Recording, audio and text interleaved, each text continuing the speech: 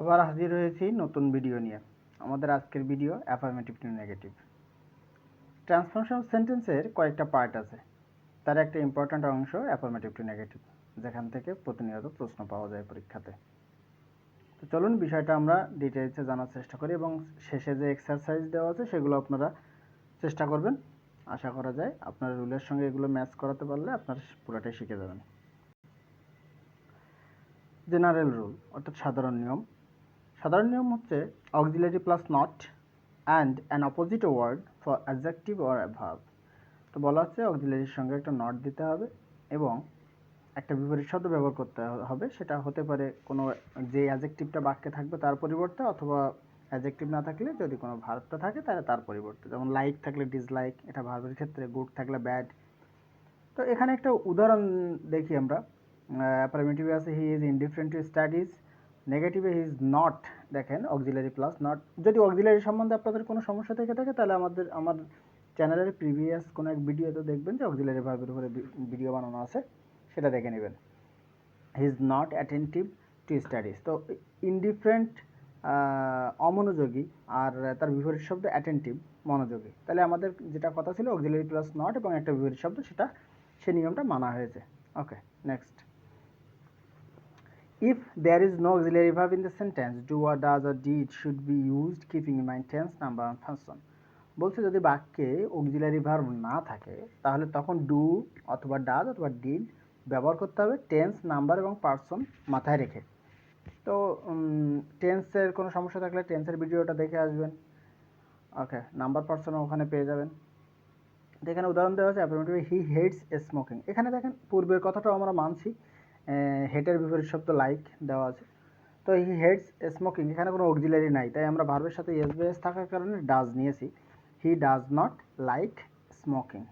ওকে, এখানে কিছু special rule দেওয়া আছে, ওটা হচ্ছে সাধারণ নিয়ম ছিল। এবার কিছু বিশেষ ব্যবহার, যেমন বাক্যে যদি অনলি, অ্যালোন, মেয়ারলি থাকে, আর সেটা যদি ব্যক্তিকে বোঝায় তাহলে নান বাট, বস্তুকে বোঝালে নাথিং বাট, আর সংখ্যা বা পরিমাণকে বোঝালে নট মোর দ্যান দিয়ে করা যাবে। শুধু চেঞ্জ করে দিলেই হবে, রিপ্লেসমেন্ট করলেই ওকে, অন্য কিছু করতে হবে না। Have to, has to, must যদি থাকে সেক্ষেত্রে can not but plus B on. আর ক্যান নট হেল্প যদি করেন তাহলে সেক্ষেত্রে ভার্বের সঙ্গে আইএনজি যোগ হবে। যেমন I have to go there, I can not but go there, অথবা I can not help going there. Okay, had to, had to, could not but, have to, has to, must এর past form হলো had to. So যেখানে can not ছিল সেখানে could not. Okay, বুঝতেই পারছেন, could not but plus B on আর could not help plus verb plus ING, both dot dot and অথবা and যদি থাকে সেক্ষেত্রে আমরা নেগেটিভে যাওয়ার সময় not only dot dot dot but also, অর্থাৎ যে দুইটা নাউন বা যে দুইটা ভার্বকে অ্যান্ড বা এই কনজাংশন দ্বারা ব্যবহার করা হবে সেই দুইটা দুই সাইডে বসে যাবে, শুরুতে নট অনলি আর পরে গিয়ে but also. Every plus person যদি থাকে সেক্ষেত্রে আমাদের রুল হবে there is no dot dot dot but, অথবা আর একটা করা যায়, সেটা হচ্ছে there is no dot dot who plus auxiliary plus not. আরেকটা উইদাউট দিয়ে করা যায়, দরকার নেই, এটা প্রথমটা দিয়েই করলে হবে। অ্যাজ সুন অ্যাজ যদি থাকে, অ্যাজ সুন অ্যাজ থাকলে সেক্ষেত্রে no sooner had dot dot dot then, scarcely had dot dot before, hardly had, when. তো এইগুলো no sooner had, scarcely had, hardly had শুরুতে বসবে, আর দেন, বিফোর, হোয়েন যেখানে কমা থাকে সেই জায়গাটাতে বসবে।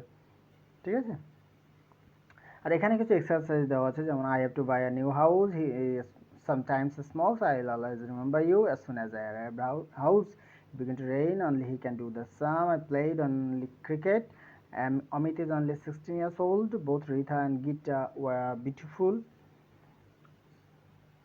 আর এর সলিউশনও দেওয়া আছে, কিন্তু সলিউশনটা আপনারা পরে দেখবেন, আগে নিজেরা চেষ্টা করবেন, করে যদি পেরে যান তাহলে তো দারুণ, আর না পেরে গেলে সলিউশন দেখে এবং রুল দেখে বোঝার চেষ্টা করবেন। আর অতিরিক্ত কোনো কিছু জানার ইচ্ছা থাকলে আমাকে কমেন্টে জানাতে পারেন।